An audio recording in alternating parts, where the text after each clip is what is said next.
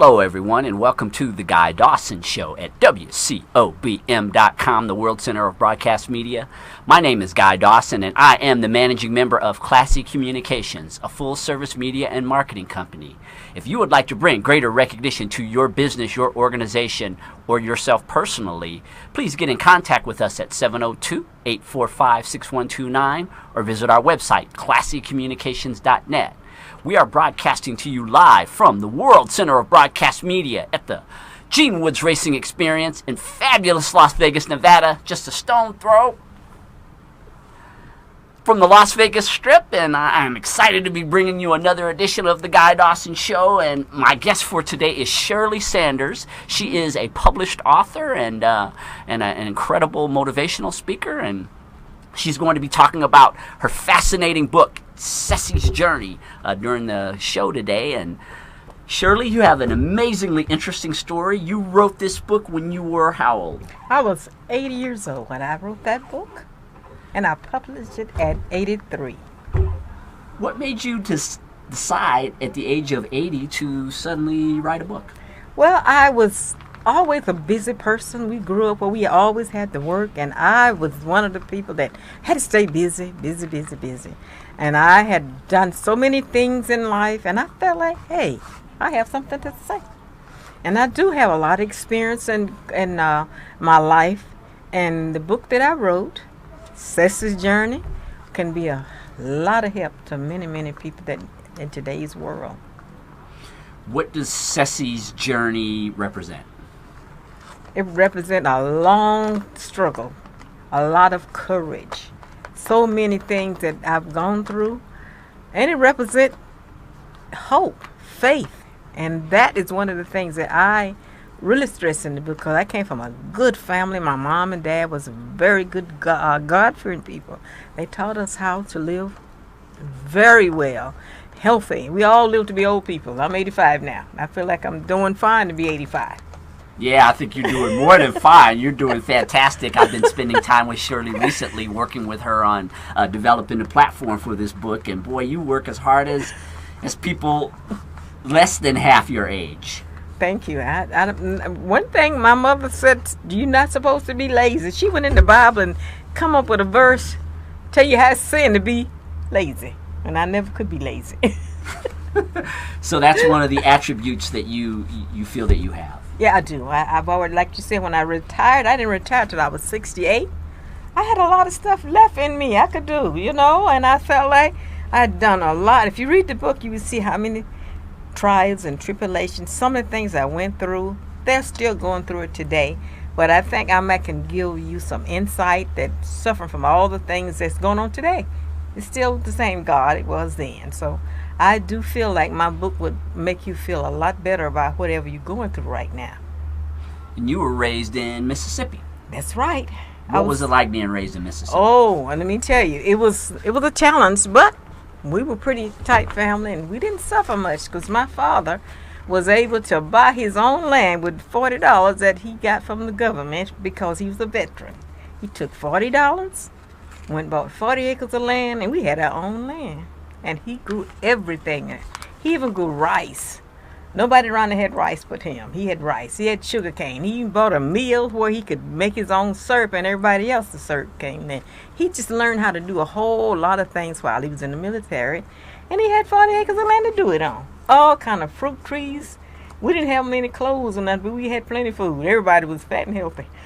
Not really fat, but we was healthy. I was the only one that ate a lot because I was the main cook at 8 years old. I started cooking that early because I couldn't go out in the sun. My eyes would close up or something when the sun swelled up.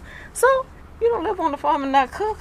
So my mom put a chair up there and taught me how to cook at 8.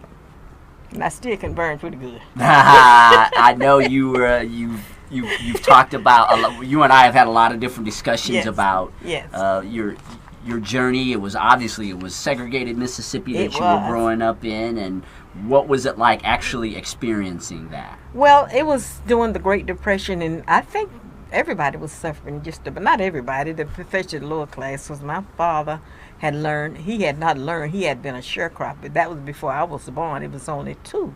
But it was 9 of us, and I was number 5. So when I was born, he had the land there. So We went through a lot. I had to walk to school while the kids that was sharecropping that was white, they rode the bus and called out, "Hey, Nick, ain't you cold?"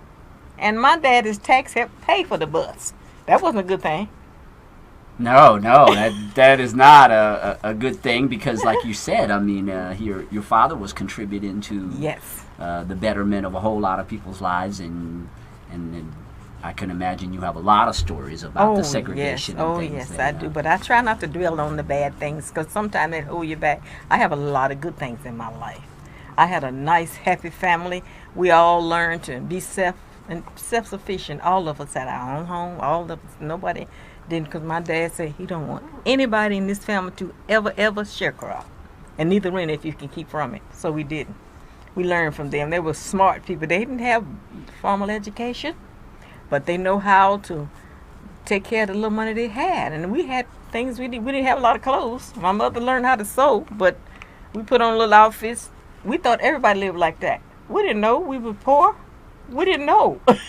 We had food. We was healthy, and we went to school. They made us go to school. Because when I was born, we didn't have electricity that long ago.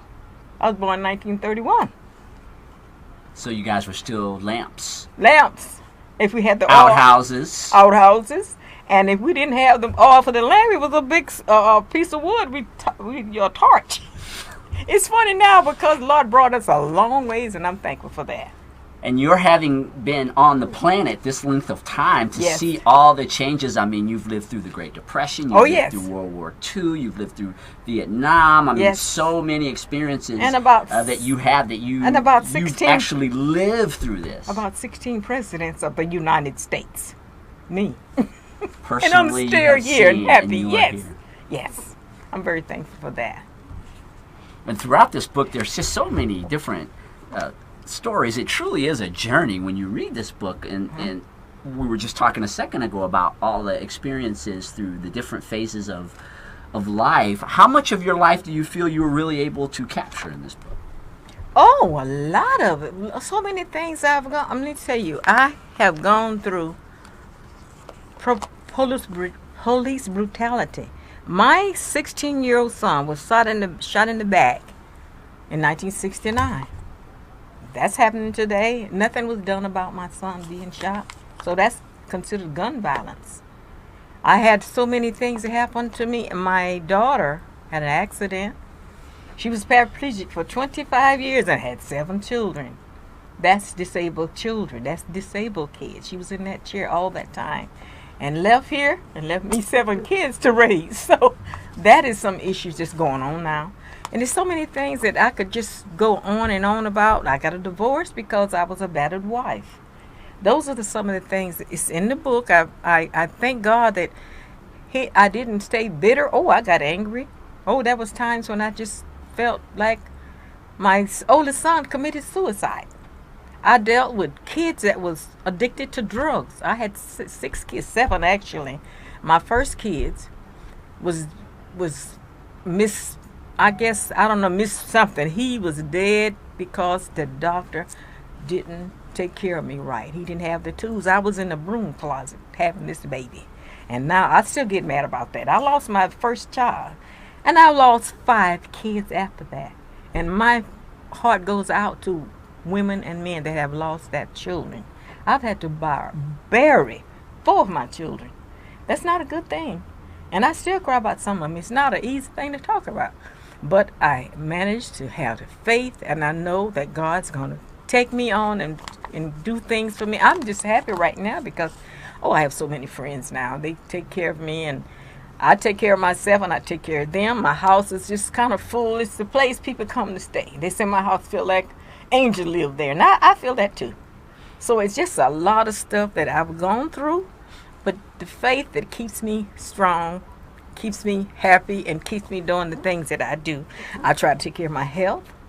I'm dealing with longevity, and I thank God for that. Yeah, I want you to, we're going to go to a commercial break here really quickly, and when we come back, I want you to touch on this longevity. And when you're around Shirley, it feels like you're around someone who knows a lot about life on this planet, and she shares it in this story, Ceci's Journey. So we're going to go to a commercial break and come back and talk more about longevity and the life of Shirley Sanders.